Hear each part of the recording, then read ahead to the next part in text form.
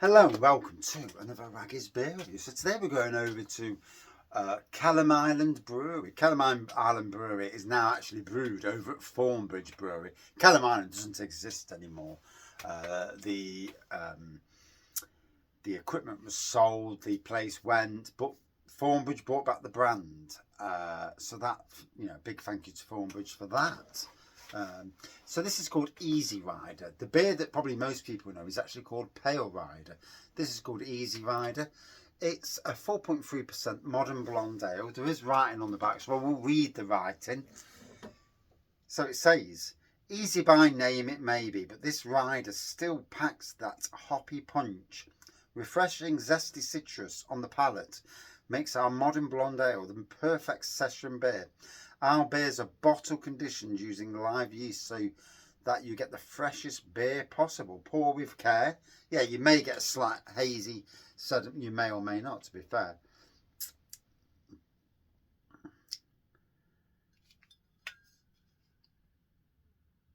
And funnily enough, I'm just looking. Riverside Brewery, Bakewell, UK. Yes. Just making sure the actual address was on there. I went to the tap room, so I know that Thornbridge have a bigger. So if you've ever been to the tap room, you'll have looked at the kit and thought, "Blooming heck, how do they make all their beer on that small kit?" Because it is predominantly a small kit, but that kit is only for small cask beers, collabs. And also the Union kit is now there, home there. But the main brewing is actually done on a bigger kit. Friend of mine who used to work at Blue Monkey, Pip, he went over to Thornbridge as he was the head brewer at Blue Monkey at the time. I'm sure he was. He went there. He worked for Thornbridge for, I think it was a couple of years. And then he went from Thornbridge over to Ampersand, over in Diss. So quite the. Used to see him at. I've seen him a couple of times at Black Iris Brewery's tap room. So yeah, that to see him under the Ampersand, it's quite the move. Quite a nice area to move to though, Norwich. Away from Nottingham. Nottingham's okay, but yeah. So. Yeah, you described it as a blonde ale, and I can see my reflection in the beer. It's really creepy, actually. But hello. Yeah, you can see so through the bloody beer. So quite a clear blonde ale there. Nice bit of carbonation going off. Obviously, there's a decent head. Yeah, I've always been the worst pour in the world. Zesty, citrusy.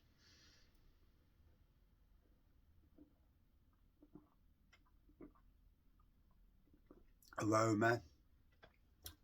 Oh, and again, a lovely clean, crisp, citrusy taste on this as well, with a nice twang of zest in the background.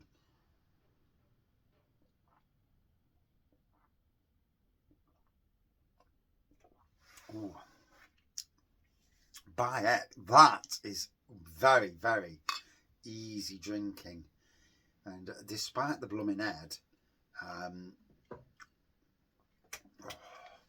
see near the bottom of the bottle now, so even though it is bottle conditioned, I don't think there's much of sediment in there at all, because that's still looking pretty damn bloody clear. Thornbridge, I did do the Thornbridge Advent Calendar, not last year, year before. Did enjoy it. I'm looking to do I may be doing a different Advent calendar this year, or maybe just scrapping the Advent calendars and just doing beer reviews, just going with whatever comes into the. I don't think I'll ever go down the live beer reviews at Christmas. It didn't work last year. It didn't work the year before either. So it is what it is. It worked the first 2 years of Raggy's beer reviews when COVID was on. Certainly the first year when COVID was on, because the reviews, loads of people watching. Everyone was sat at home, weren't they? So they weren't bloody going out to pubs. It is what it is.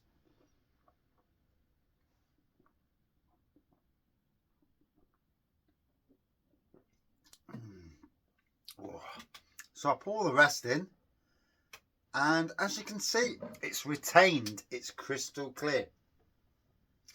So some bottle conditioned beers, when you pour them, you'll get sediment. But obviously these, no sediment, even though it's bottle conditioned.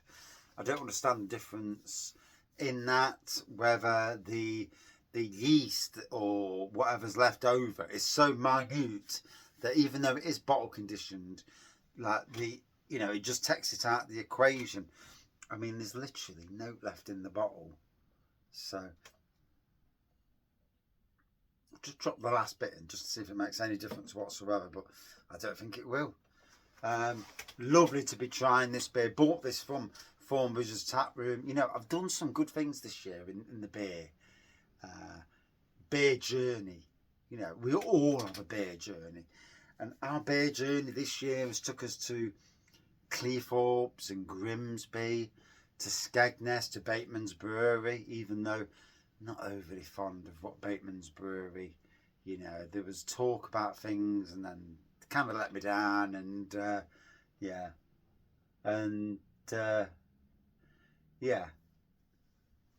shame. Put a lot of effort into doing lots of Bateman's beer reviews, but it is what it is. Can't win them all. We've been over to Round Corner Brewing in Melton Mowbray. That was a good experience. We've done quite a few little trips out this year as well, so it's been good. I mean, we've just done a collab at Bang the Elephant, so my name, I collabed on that beer. I did a lot of it, lifting at the start, poured the beer in, did stirring, so did quite a bit this time. Whereas Shazbot Nano, I literally did bugger all.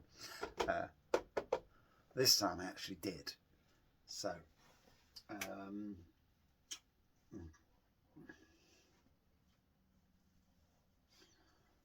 although some of these that were on the last one did not show up this time. That was funny, actually. Just looking at this, Alter Ego, they weren't there. Linear was, Urban Chicken was, Beast and Not was, Vaguely wasn't. Snenton Cider Company were, Brew Day was not, Lazy Bay have gone. Reckless Dream was there, Fire Rock were there, Place to Brew were not there. But there was a few new ones there in their place. So that was good. Hopefully, I didn't actually see anybody from camera there that day either, although I was rather drunk at the end. So, that might have been the bloody reason.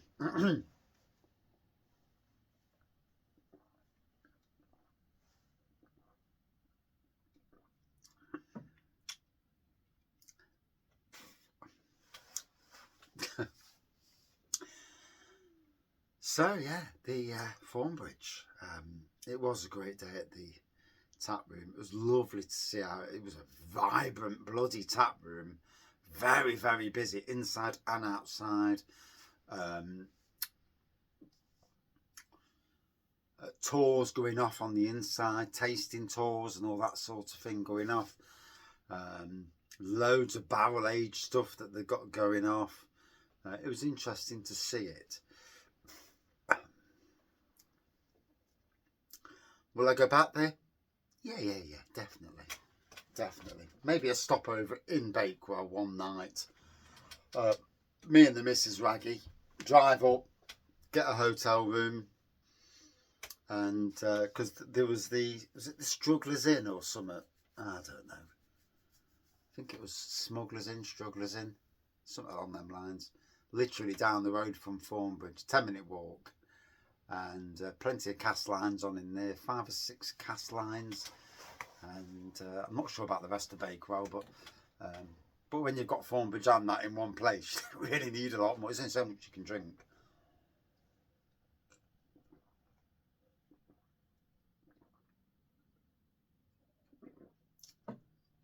Wow, that went down nice. Very, very easy drinking. 4.3%.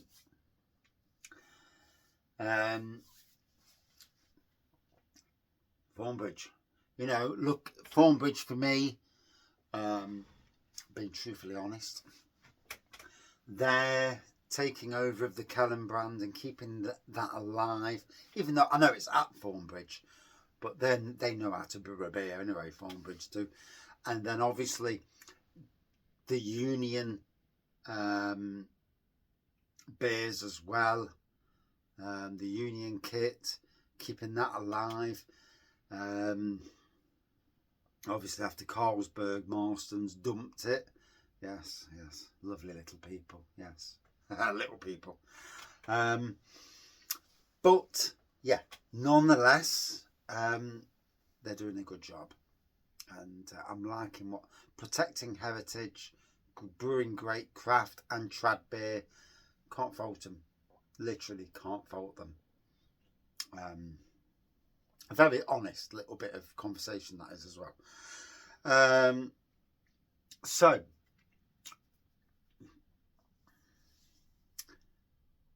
would I drink this again? Yes, I would love to have this on cask. I've never actually seen this on cask. I don't know if it's produced for cask or is it bottle only. I don't know. Out of 5, again, a good 4.2 out of 5 for me. And that is my review. Thank you for watching. See you soon.